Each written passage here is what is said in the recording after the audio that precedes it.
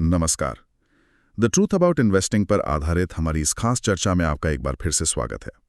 तो पिछली बार हमने बात की थी कि कैसे नुकसान होने पर हम अपनी गलतियों को देखने की बजाय सीधा किस्मत को दोष दे देते हैं। हाँ, आज हम अध्याय 3 के आखिरी और शायद सबसे आम मिथक पर चर्चा करेंगे। ये उस सोच के बारे में है, आप जानो आपका काम जाने, मेरे पास सीखने का टाइम नहीं है। हाँ, और ये बहुत ही आम बहाना है ना?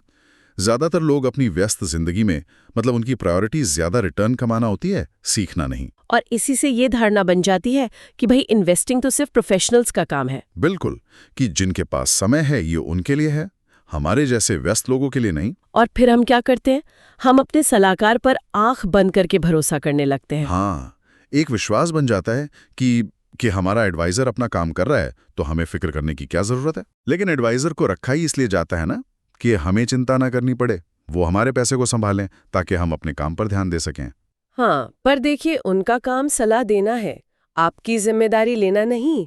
अपने निवेश को बिना समझे किसी और के हवाले कर देना, ये तो कुछ वैसा ही हुआ। कैसा? जैसे आप पायलट को बस ये बोलकर प्लेन उड़ाने दें कि मुझे दिल्ली ले चलो।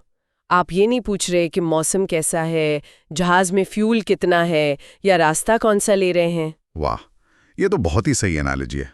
हाँ, आप मंजिल पर शायद पहुंच जाएं, लेकिन अगर कोई गड़बड़ी हुई तो आपको पता तक नहीं चलेगा कि हुआ क्या। और इसी लापरवाही में हम अपने ही निवेश की क्वालिटी, उसके रिस्क और लिक्विडिटी के बारे में एकदम बेखबर रहते हैं। सही बात। ये लिक्विडिटी को थोड़ा आसान भाषा में समझाएंगे, मतलब क्या है इसका? बिल्कुल, देखिए, सीधी भाषा में लिक्विडिटी का मतलब है अगर मुझे कल अचानक पैसों की जरूरत पड़ी तो ये इन्वेस्टमेंट कितनी जल्दी मुझे कैश दे सकता है। अच्छा। मुझे एक निवेशक याद है, एक बहुत सफल डॉक्टर थे। उन्होंने अपने सलाहकार से कहा, देखो मेरे पास बाजार देखने का समय नहीं है, आप संभालो। और सब ठीक चल रहा था, पर एक दिन उन्हें अपने बच्चे की पढ़ाई के लिए एक बड़ी रकम की जरूरत पड़ी। ओके। तब जाकर उन्हें पता चला कि उनका ज्यादातर पैसा एक ऐसे रियल एस्टेट प्रोजेक्ट में फंसा हुआ है जिसे बेचना और तुरंत कैश पाना लगभग नामुमकिन था। अरे बाप रे, मतलब पैसा था पर हाथ में नहीं था। एग्जैक्टली, पैसा होते हुए भी वो पहुंच से बाहर था। ये तो बहुत डरावनी स्थिति है। तो एक बिजी निवेशक इस जाल में फंसने से खुद को कैसे बचा सकता है? क्या उसे सब कुछ छोड़कर पहले फाइनेंस एक्सपर्ट बनना पड़ेगा? नहीं, बिल्कुल नहीं। समाधान एक्सपर्ट बनना नहीं है, बल्कि एक जागरूक भागीदार, एक एक्टिव पार्टनर बनना है। जागरूक भागीदार। हाँ, आपको ये समझना होगा कि एक अच्छे पोर्टफोलियो के लिए सलाहकार और निवेशक दोनों के बराबर एफर्ट्स की जरूरत होती है। तो इसका मतलब है सही सवाल पूछना सीखना। बिल्कुल, अपने सलाहकार से सिर्फ रिपोर्ट मत लीजिए, उनसे कुछ स्ट्रेस टेस्ट सवाल पूछिए।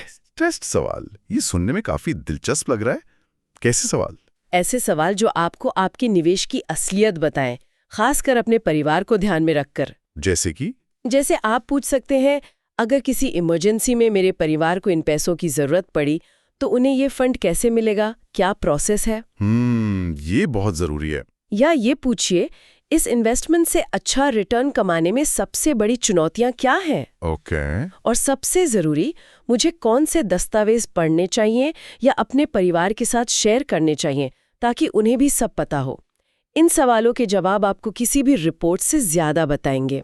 तो मतलब ज्ञान पाना सिर्फ प्रोफेशनल्स का काम नहीं है, ये तो एक तरह से अपने परिवार के भविष्य की जिम्मेदारी लेने जैसा है। एकदम सही। अगर हमारे पास अपनी मेहनत की कमाई के बारे में सीखने का ही समय नहीं है तो फिर हमें खुद से पूछना चाहिए कि उस पैसे का क्या फायदा जो ना हमें सुरक्षा दे रहा है और ना ही कोई ज्ञान। वाह। इसी के साथ निवेश में जोखिम और इनाम पर आधारित हमारा अध्याय 3 समाप्त होता है। अगली चर्चा में हम एक बहुत ही दिलचस्प अध्याय शुरू करेंगे, चैप्टर 4, लालच और भय के परस्पर जुड़े हुए भाई। और हमारा अगला मिथक होगा, पहले बताता इतना पैसा डाल देता। जाने से पहले एक विचार, अगर अपने कमाए हुए पैसे के बारे में सीखने के लिए हमारे पास समय नहीं है तो क्या उस पैसे का भविष्य वाकई हमारा है या हमने उसे चुपके से किसी और की किस्मत को सौंप दिया है? जय गुरुदेव।